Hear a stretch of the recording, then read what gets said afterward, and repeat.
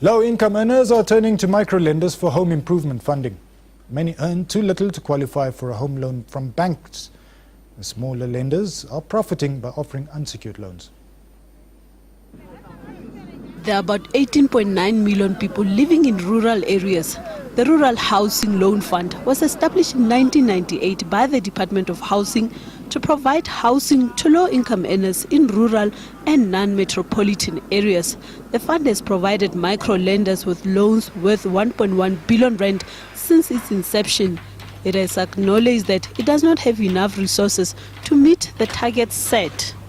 We had two intermediaries basically who had an unexpected demand, for loans, who came to us, and basically we couldn't fulfill that demand. So a shortfall of 60 million rand in the context of the size of the market indicates that the market is huge, but the funding resources that we have are not enough for us to fulfill the needs of the market. The fund gives loans to micro-lenders who in turn offer loans to low-income earners earning less than 9,800 rand a month. These are short-term unsecured loans ranging from 2 to 5 years. Consumers pay interest of 31.4% a year, and they do not need collateral to secure a loan. They will take a loan, repay it, and then take another one and continue building until they have a house of their dream. Well, in the short term, because people look at interest that intermediaries charge for unsecured credit, they think it's expensive.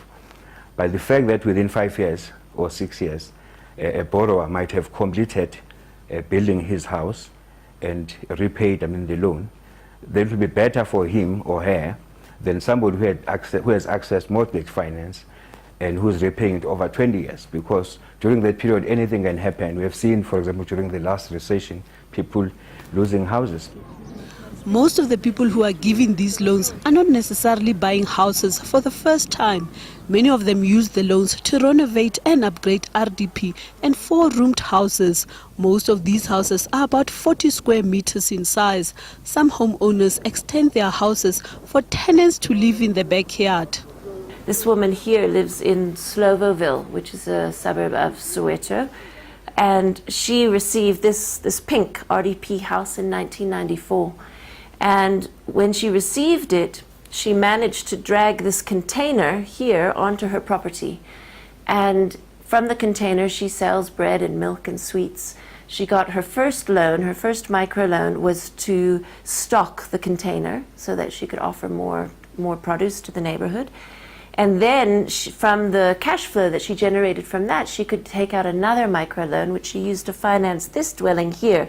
This backyard dwelling, it's not a backyard shack the way we assume most backyard accommodation is. This is a formal dwelling attached to formal waterborne sewerage. Mark Seymour offers home improvement loans to low-income earners. He says many of his clients are battling to secure loans from the major financial institutions. His default rate is currently 6%. These default rates are slightly better than the many people in the unsecured lending environment is experiencing, and we would attribute the lower default rate to the fact that they've taken out these funds, they've used it for a productive purpose.